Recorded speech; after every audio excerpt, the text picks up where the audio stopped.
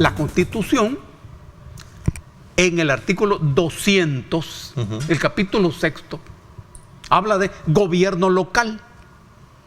La Constitución sitúa el tema de los departamentos y de los municipios en el territorio del gobierno local. Y dice que para la administración política del territorio, este se dividirá en departamentos cuyo número y límites los establece la ley. Nada más eso dice. Es decir, que el número de los departamentos depende de la Asamblea Legislativa, sin más.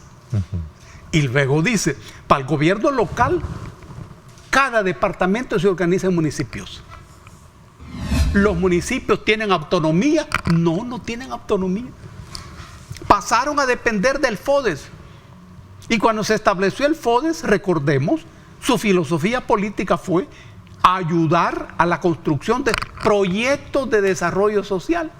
Pero varias alcaldías pasaron a depender del FODES para su subsistencia. Y ese es un gran problema. Ayer hubo nuevas protestas por parte de los trabajadores, que quisiera mostrarles ahí las imágenes solamente. Protestas, y también hubo captura de trabajadores sindicalizados que estaban pidiendo que se les pagara su salario. Cerraron las calles y creo que hubo alguna resistencia y hubo capturas también por parte de la policía. Esta es una situación que muchos creen que está pasando en la mayoría de los 262 municipios, ¿sí? Y es una situación que al silencio y a la vista de todos se mantiene, pero no se sale a denunciar. ¿Cuál es tu lectura con situaciones como esta que estás viviendo? A mí me parece que ahí hay una crisis de la política del municipalismo. Hay una situación de crisis que afecta el funcionamiento de los municipios, pero también una crisis de la política gubernamental. Porque una buena cantidad de alcaldes son alcaldes de nuevas ideas. No sabemos en realidad cómo han funcionado las alcaldías. No sabemos cuál es la relación del gobierno con cada uno de sus alcaldes. Si existe una comisión en el gobierno de municipalismo que esté hablando y discutiendo con cada uno de los alcaldes. Uno presupone que la muerte del FODES impactó grandemente en el funcionamiento de las alcaldías. Porque no pocos alcaldes esperaban y dependían hasta cierto punto de esos fondos para su existencia. Pienso que el gobierno ha de tener aquí suficiente sensibilidad y suficiente capacidad para escuchar a la gente, para escuchar a los trabajadores. Rápido el gobierno ha de organizar una comisión de gente inteligente, sensible, flexible de la cabeza, que escucha a la gente, que se reúne con los trabajadores y le busque solución lo más rápido posible. En todo caso, el FODES venía funcionando de manera diferente a lo que su filosofía política inicial establecía. Eso ya había fracasado. Eso era otra cosa. El problema, sin embargo, es que se estableció otra figura que sustituyó al DOM y no se discutió con los alcaldes. No se habló con los alcaldes. Que de repente, de la noche a la mañana, se encontraron sin los fondos del FODES. ¿Y cómo hacer eso? Muchos jóvenes se encontraron de la noche a la mañana en la calidad de alcaldes de un pueblo. Y ese, me imagino, es una importante responsabilidad, una carga de la que cada quien debe encargarse. Y no sabían qué hacer. Pienso que el gobierno no discutió con los alcaldes previamente esta medida, ni posteriormente. Yo me imagino que hay en el gobierno una comisión municipal que está permanentemente discutiendo con cada alcalde cuál es el trabajo que tienen que hacer y cuál es la coordinación que ha de haber entre el gobierno central y el gobierno municipal.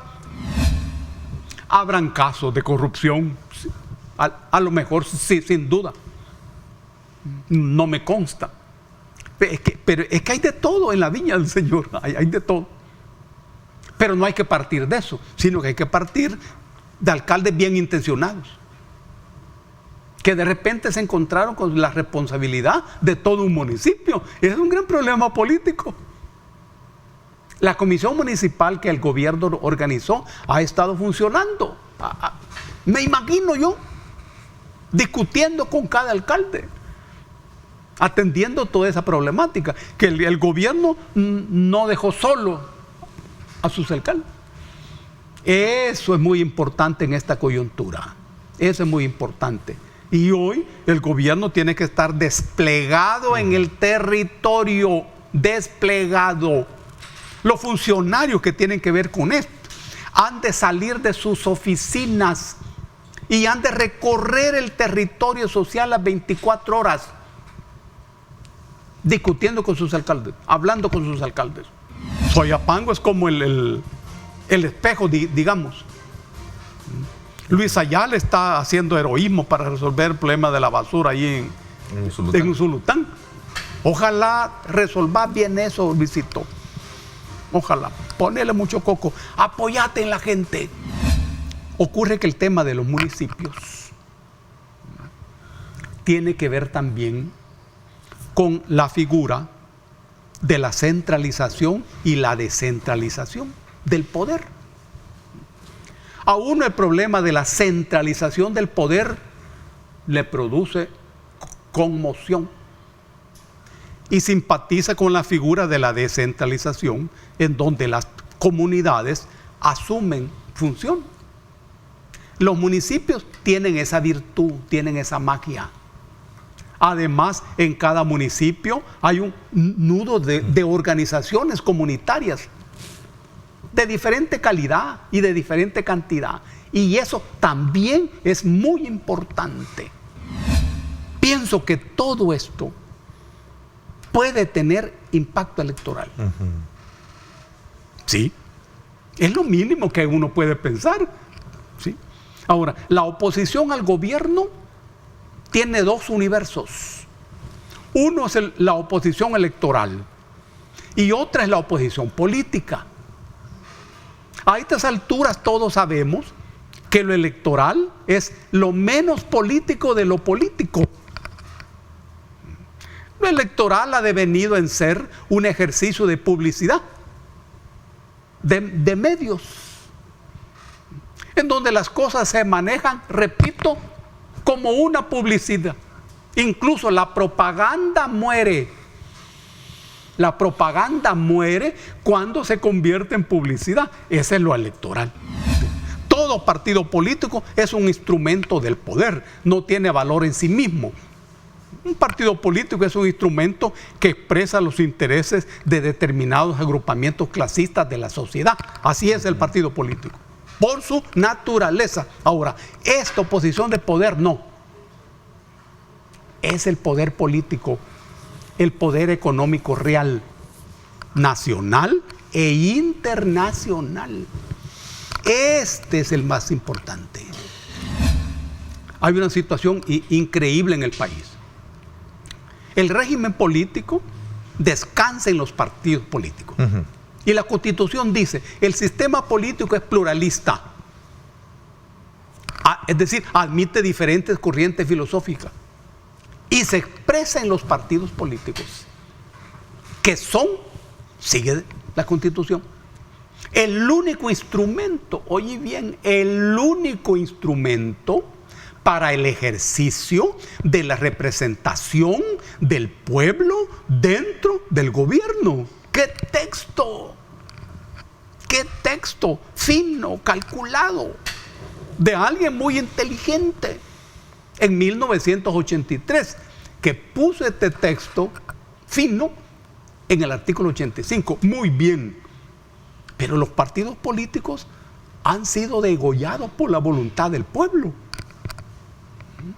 El pueblo les voló la cabeza a todos de un tajo.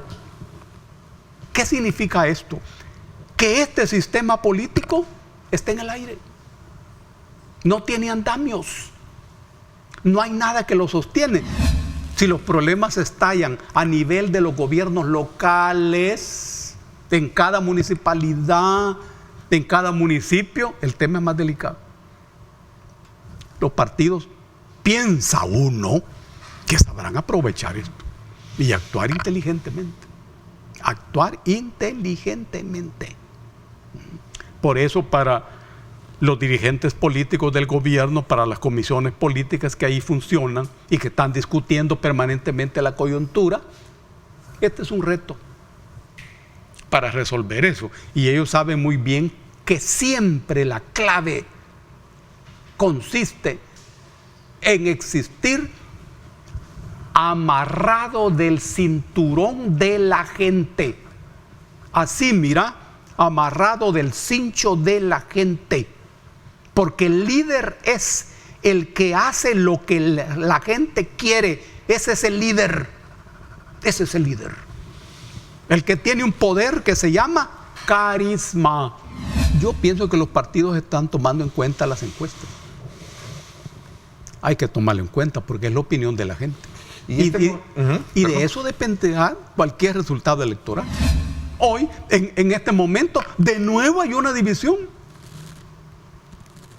Se mantienen estos factores estructurales, llamémosles así, de división de la sociedad y del mundo en nuestras cabezas. Pero se agregan otros elementos que determinan lo que Ernesto ha llamado factores cruciales. Los factores cruciales son los que están situados en una situación de cruz calle, en donde hay un camino por aquí y otro camino por allá. Y se está definiendo cuál es el camino que se va a tomar en definitiva. Estos son los factores cruciales. Esto tiene nombre y apellido. Uno es el rumbo del país. Rumbo. No estamos hablando de direcciones, estamos hablando de rumbos, que es como la gran ruta. Para llegar a una meta, yo sigo una ruta. Pero para llegar allá, yo puedo tomar varias direcciones. Sí, esa es la diferencia. Estamos hablando de dos líderes religiosos de la iglesia protestante. El Toby y Mark tienen diferentes posiciones. Es el rumbo. Ahora, dentro de esa problemática del rumbo, ¿cuáles son los factores detonantes? Uno, el papel del Estado. En este proceso hay un camino de recuperación del papel del Estado. Esta no es una simple palabra, no. Hemos de diferenciar bien en nuestro cerebro el gobierno y el Estado. El gobierno es la administración del poder del Estado. Esto cambia cada 5 años. Es un equipo humano que administra ese poder. El del Estado no. El Estado tiene dueño. Son los grandes propietarios de la riqueza que no gobiernan con su propia mano. Pero por primera vez en la historia aparece un grupo de la pequeña burguesía mercantil que captura el aparato del gobierno. Y esto genera una situación insólita en nuestra historia. Me parece a mí es un momento para que los diputados hagan un examen frío. Por favor, hagan exámenes fríos. Uno debe hacer ese tipo de exámenes descarnados, tal como pueden ser las cosas, sin olvidar que uno depende de los otros.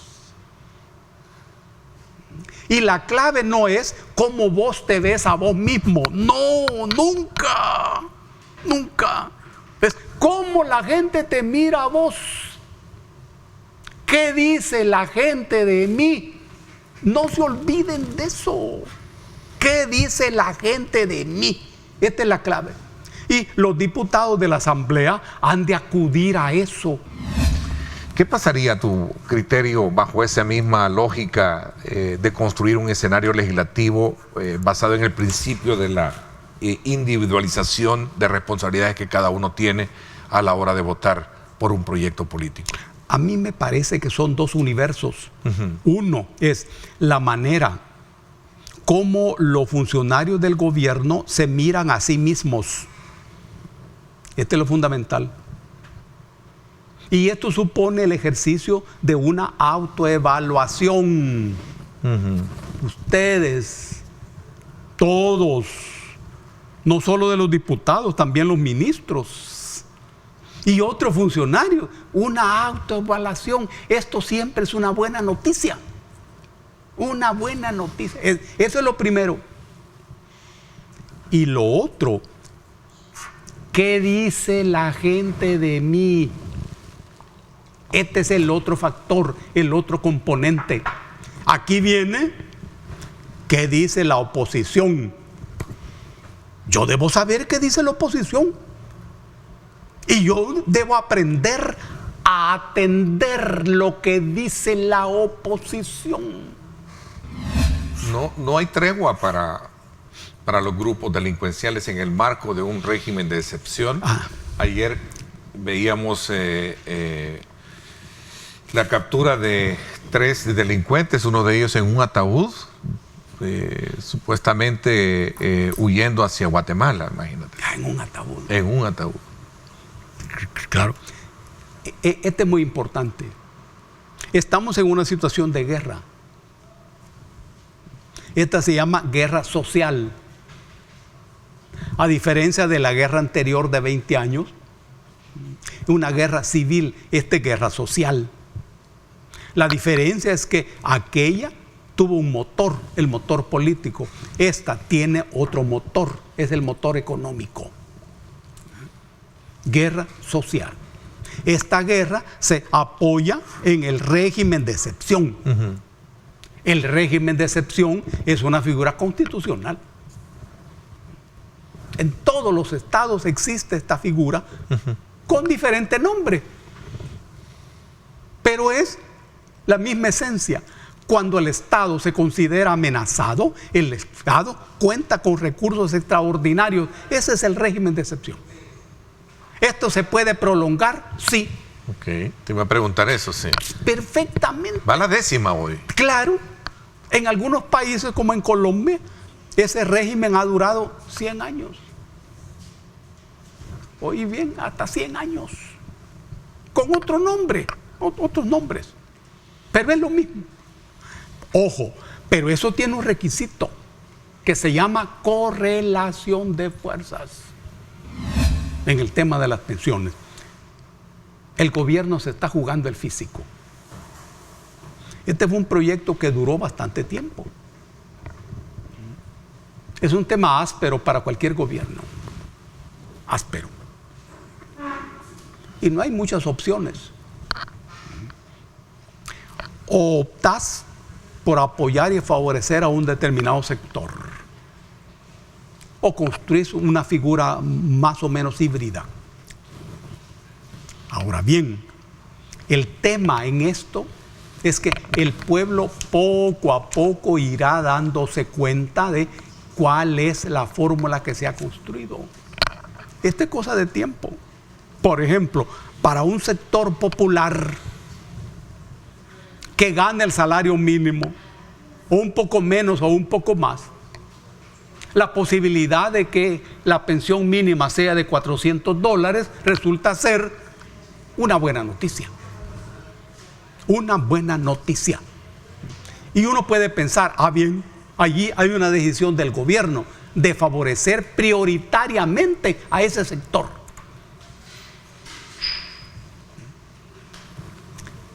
¿Qué es lo que está ocurriendo? ¿Ese sector está siendo favorecido? Aquí el gobierno se está jugando el físico. Si ese sector no es favorecido, si la pensión mínima no es de $400, para ese sector que somos como 500,000, el gobierno está perdiendo.